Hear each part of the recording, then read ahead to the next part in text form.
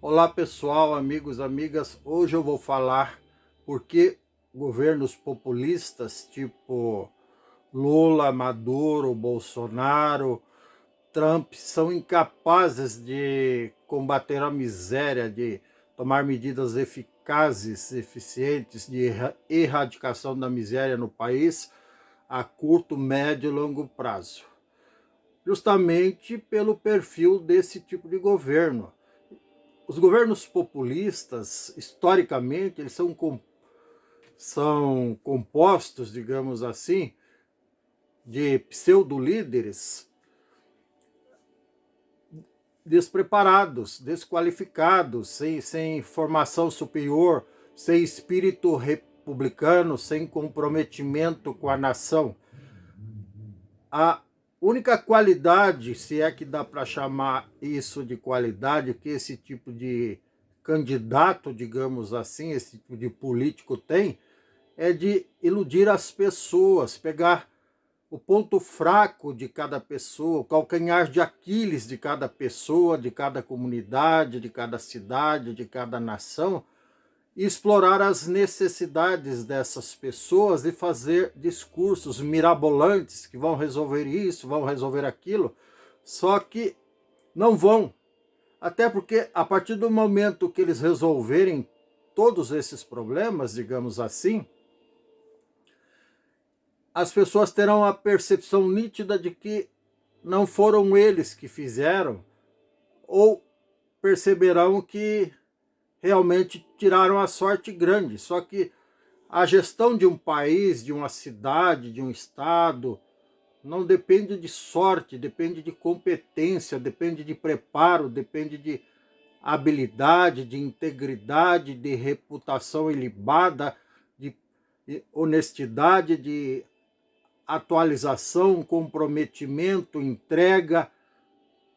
Todas essas virtudes, todas essas qualidades estão ausentes, ou a grande maioria, pelo menos, estão ausentes nas pessoas dos pseudo-líderes populistas. Como eu disse antes, toda a energia desse tipo de candidato, de político, está voltada para uma capacidade extrema de iludir as pessoas, de enganar, de pregar mentiras, embustes, para se darem bem. E isso eles deixam, alguns deles são tão inteligentes, digamos assim, que deixam isso bem claro nas suas entrevistas, de que vale o cargo se ele não... Por exemplo, no caso do antecessor do atual, de que vale o cargo se ele não puder ajudar a ele mesmo, a família e os amigos. E o atual também disse, nessa semana que passou, que gosta muito da democracia porque foi eleito 3 vezes presidente. Então fica um discurso dúbio que revela a verdadeira personalidade desses ocupantes de cargos públicos, ocupantes de cargos relevantes, como a presidência que representa o país, mas que lamentavelmente, sob todos os aspectos, por pessoas desqualificadas. E por que esse tipo de pessoa não consegue resolver o problema da miséria? Além de todos esses motivos que eu falei, uma palavra só resume tudo, porque por incompetência, porque eles não têm a menor ideia nem de como começar. E pior ainda, alguém defendia o Lula lá em 2002, não, o cara não tem estudo, mas ele vai se cercar de pessoas inteligentes, capacitadas, preparadas, gabaritadas, honestas, íntegras, só que a história provou que é exatamente o contrário. Ele se identificou justamente com as pessoas que se identificam com eles, na grande maioria dos casos. Quando não se identifica por uma coisa, se identifica pela outra. Quando o cara é, é competente, habilidoso, inteligente, esperto, ele acabou sendo, digamos assim, investigado, muitos dos quais, dos parceiros deles, fundadores do partido dele, inclusive, a grande maioria dos fundadores, salvo engano, do partido do atual presidente, que está no cargo pela terceira vez, foram investigados pela Lava Jato e muitos dos quais foram condenados por N crimes. Da mesma forma que o atual presidente, que não foi inocentado de coisa alguma, ele só teve as penas anuladas pela fada madrinha, mas esse é um outro caso, é um caso assim, tipo sobrenatural, não tem explicação. Como diria minha mãe, há mais mistério entre o céu e a terra do que sonha nossa vã filosofia. É uma frase, não sei se é bíblica, não sei se é de Confúcio, não sei o autor, mas ela repetia isso.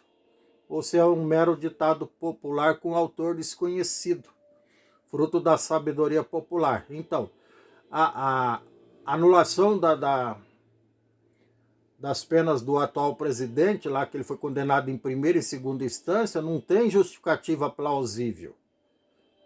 Até porque os argumentos, enfim, já esgotei esse assunto. Mas o fato é que ele também não tem capacidade, nem preparo, nem comprometimento em erradicar a miséria de forma definitiva. Até porque, na prática, o que ele fez foi contribuir para aumentar. Porque gerando desemprego. E como ele gerou desemprego aos milhões no Brasil, que culminou lá em 2015 no governo da Dilma, sucessora dele? Justamente facilitando a entrada de produtos acabados, de milhares e milhares de produtos diferentes acabados, da Ásia, sobretudo da China, da Indonésia, da Índia, de outros países, com baixa carga tributária. E produtos, inclusive, de baixa qualidade, vamos deixar isso bem claro. Obviamente, com preço baixo, que contribuíram para fechar milhares e milhares de empresas no Brasil, e o que contribuiu, por fim, para o desemprego de milhões de pessoas. Então, é uma cadeia, é um efeito cascata. Um governo competente, preparado, jamais faria isso, faria exatamente o inverso. Mas, não sei por que cargas d'água também, o atual presidente e ex-presidente por 2 mandatos, e, digamos assim, manipulador da sucessora, ele adotou medidas inversas ao que um presidente comprometido com os interesses da nação, do seu povo, faria. Mas os seus eleitores jamais vão entender e aceitar isso.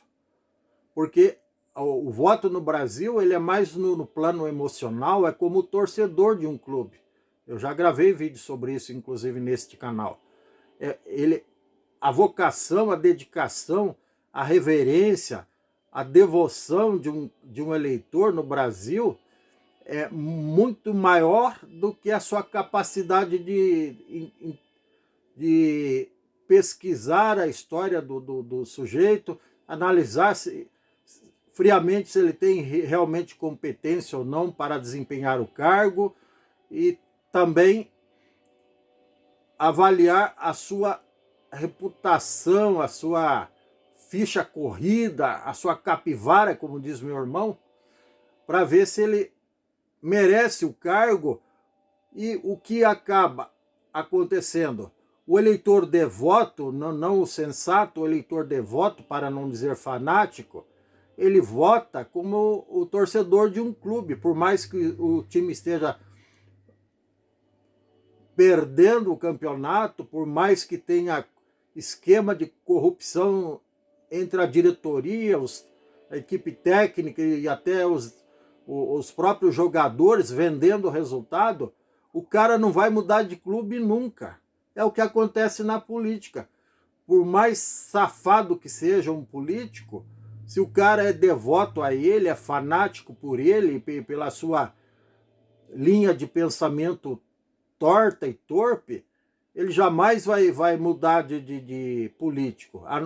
A não ser que o cara morra. E mesmo depois do cara morto, ainda vai ficar com devoção àquele sujeito que tudo que fez na vida foi enganar as pessoas para se dar bem. Mas, enfim, é importante registrar antes de dar continuidade a essa série sobre como erradicar a miséria, deixar bem registrado, porque isso ainda não acontece no Brasil. Pode vir a acontecer, mas depende dos eleitores passarem de torcer por seus candidatos e avaliar bem. Até porque um presidente da República, um senador, um deputado, um governador, um vereador, um prefeito, não é um time, não é um jogador, não é um astro da música nem do esporte. É um servidor público que tem que fazer o seu serviço com excelência de qualidade, com reputação ilibada, com integridade, com honestidade.